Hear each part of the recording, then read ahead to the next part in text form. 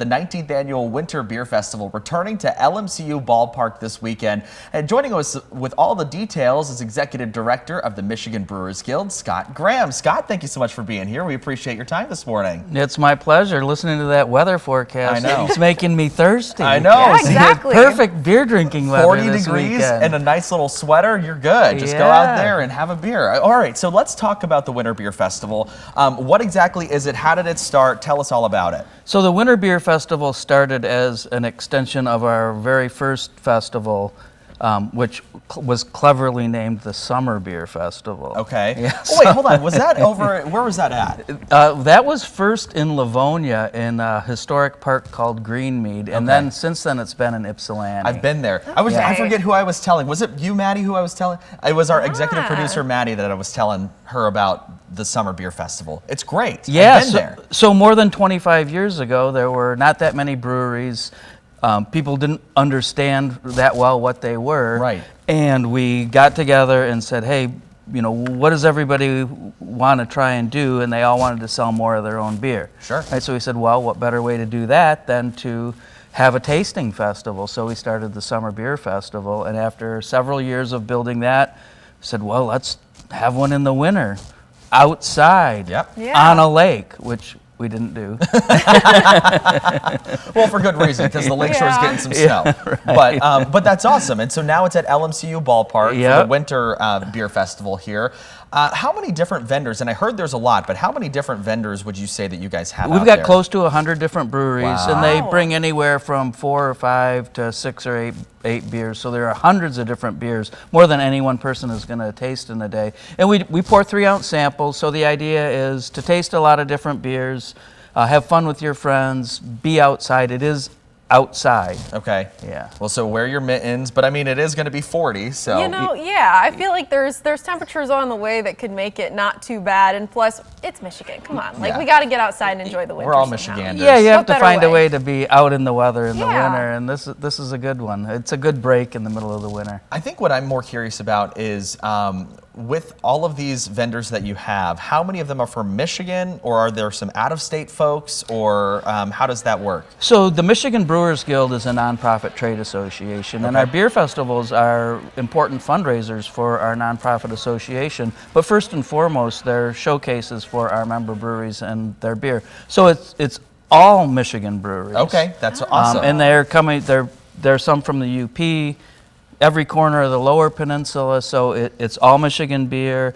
For the most part, the brewers or owners come and help pour the beer and are there to talk to, so it's a real unique opportunity to get that kind of up close and personal feel with the breweries. That's my favorite part, is to ask the questions, right, to the breweries, and you know where the story was, where their beer idea came from, and things like that. Bringing in that local aspect is so great because everybody knows your founders, your Bells, but then there's all of those little ones to kind of incorporate too. Are there home brewers there? What kind of these small businesses that are coming in? If there are home brewers there, they're there drinking beer. So these are all commercially licensed brewers. But most of the breweries in the state are very small, kind of neighborhood pub type breweries. And we always have new breweries that haven't been to the festival before, and even those who have been there year after year bring special beers that maybe they've never made before or come out once a year. So there's a great variety. So it's very fun if you like going to breweries and are pretty in tune to the beer scene. But if you're not, it's a ton of fun too, because there are so many different beers. There are lighter beers, darker beers, bitter beers, hoppy beers, sweet beers, fruity beers, sour beers, right? There's something for everybody, and it's really fun to be able to experiment. And my favorite part of all our festivals really is the people. It's very friendly and welcoming. Everybody's there just having a good time with their friends. It's lots of people have made friendships there. We've had people get engaged at the festival more than once. Yeah. That's awesome. Well, so we're taking a look at some of the information about the event. And by the way, this is the website you can go and buy tickets at.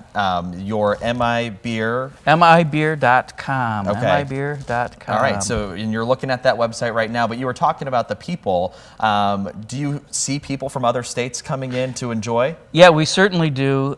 Sometimes other countries, but yeah, people come from a pretty good geography, and it's great people watching. So, there are lots of costumes, crazy pretzel necklaces, things that go well beyond pretzels. I was wondering about that. Yeah, I've seen those before, and I was I've seen everything on there from meat sticks to pizza slices, shrimp. There you go. You got to have a little snack on there, right? Yeah, you got to come prepared. That's it. Let us know what else is there to do at the festival. So I know it's all beer, but I'm sure there's another element to this as well. The primary entertainment is the beer, and having all that beer and all those breweries in one place is a unique opportunity. But we always have some local bands. So we've got Hannah Rose Graves is going to be playing, which I'm not familiar with her, but I've heard great things, so I'm really looking forward to that. Caitlin Clark, is that her name? I'm not familiar with that band either. And then we have coming back this year, Great Lakes Brass, which is kind of Mardi Gras parade type band. So they'll be kind of be parading around in the festival. Like that. You're really getting into the atmosphere of the festival, right? It's Caitlin Cusack. Oh, I'm sorry. Yes, my apologies. That's Came back to me there. So, and then we have food. The Whitecaps offers a variety of different food. They have some standards, and they always have a couple surprises as well. Okay. So, like, what are the standards? Are we talking like hot dogs, a bratwurst, a hot dog with your burger, ballpark food, a foot-long coney dog on a stick? That's a popular one with lots of people. Sounds really good. After a long winter, kind of coming back into that ballpark food, getting ready for it. And the ballpark's been under construction, right? They've been doing some renovation. So really, for some, a little bit of a sneak peek for the upcoming season with the renovations. A little bit. It's been a little bit disruptive to our footprint because some of the construction equipment materials are in the parking lot where we have the festival. So it's compressed our footprint a little bit, but we've got a really good layout and it's working out just fine. I was going to say, you'll probably make it work as best as you can. So 19 years, what's changed over that time? Well, certainly what's changed is there are a lot more breweries and a lot more beer and a lot more awareness. It's gotten to where people understand that there's fresh local beer nearby.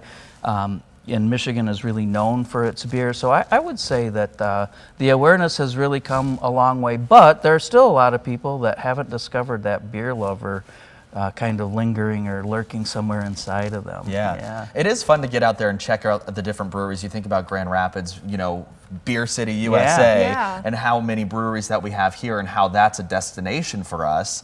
But, this being Michigan breweries from all across the state. People are coming to see that. I'm also curious about the people that are in this Brewers Guild or the businesses that might be in that. How many businesses would you say are a part of your guild?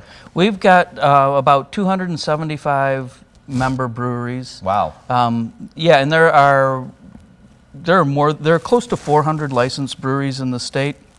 Some of them are very, very small. Some wineries have a little brewery so they can make some beer. Not everybody's a member of the Brewers Guild, but most are, and they love coming to the festivals.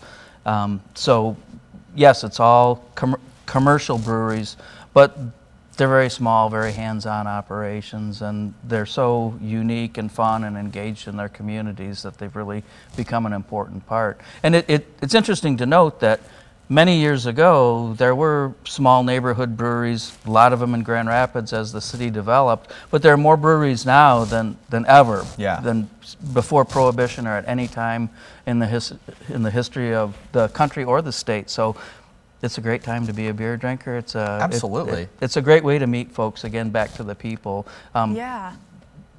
Going to a local brewery is just a fun way to relax, meet some other people, and have a good time. Love it. I feel like having that hands-on aspect too just brings such a passion from people where they're very excited about what they're doing. They're excited about what they're brewing as well. Yeah. This definitely sounds like a really exciting event to be at. If people were hoping to come out, how can they get tickets? How much do they cost? And all the information they would need to know.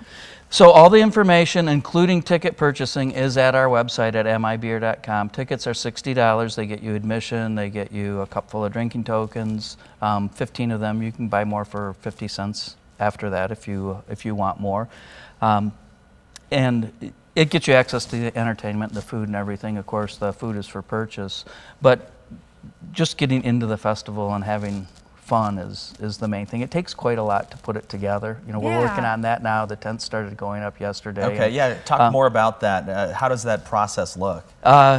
Yesterday it looked like a lot of hard work. The parking lot is so solidly frozen. Sure. To get those metal stakes in there is no picnic. So I'm glad I wasn't physically doing that. I did shovel some snow though. Yeah, you're the executive director, the supervisor, right? Sometimes I'm the executive doer. We're a very small organization. Well, there you go. Well, that's awesome. We're looking forward to this big event. How many tickets have you sold so far? Do you know? Well, we expect to sell probably about 3,500 tickets, so it'll be a good crowd. We no doubt will be selling some at the gate if somebody makes a last-minute decision, but the price of the tickets goes up $10 starting on Saturday. So I would encourage folks to chat with their friends, make a plan, go online, get some tickets, and come on out and have a great Saturday at the Winter Beer Festival. Well, there you go. And again, that is at LMCU Ballpark this weekend. And of course, mibeer.com, right? Correct, okay, yes. Perfect. See, I've remembered. mibeer.com. Got it. All right. Hey, Scott, thank you so much for your time this morning. We really do appreciate it. And of course, we'll have you back on for the Summer Beer Festival. How about that? Yeah, that'd be great. Happy to, and thanks. Love talking about beer. All right. Yeah, actually, me too. Scott, thank you. It's 9:28. We'll be back here in just a few minutes with after this quick break.